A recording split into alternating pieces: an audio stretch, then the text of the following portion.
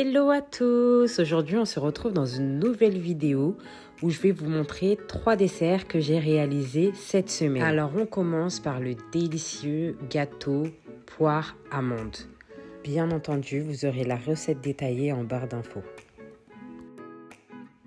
Donc, comme vous pouvez le voir, j'ai commencé par battre les œufs avec le sucre. Là, j'ajoute de la farine et de la poudre d'amande. Je mélange bien. Moi, je préfère le faire au batteur, comme ça, je suis sûre qu'il n'y ait aucun grumeau. Ensuite, j'ajoute de la crème fraîche. C'est vraiment ce qui va apporter beaucoup de moelleux à votre gâteau. Essayez et vous m'en donnerez des nouvelles. J'ajoute aussi un peu de l'extrait d'amande amère. C'est délicieux, ça relève le goût. Puis, j'ai pris un moule rond que j'ai beurré. J'y ai versé ma pâte. Et ensuite, je vais prendre mes poires que j'aurai préalablement coupées et je vais les disposer sur la pâte.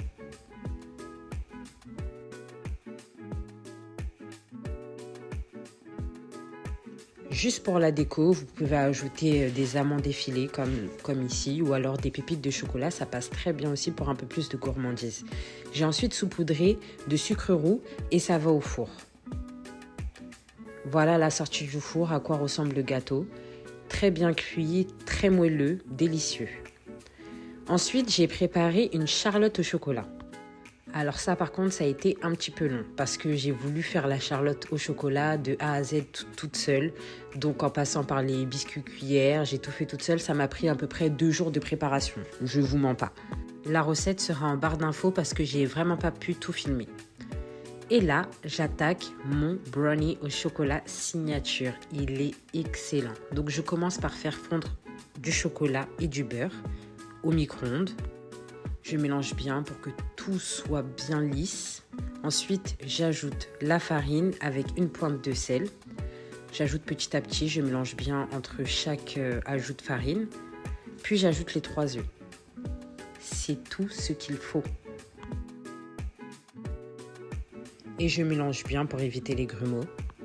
Je prends ensuite des noisettes. Vous pouvez prendre les fruits secs que vous voulez.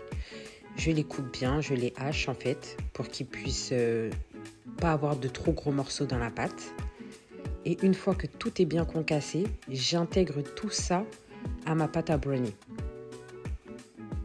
Pareil, je mélange.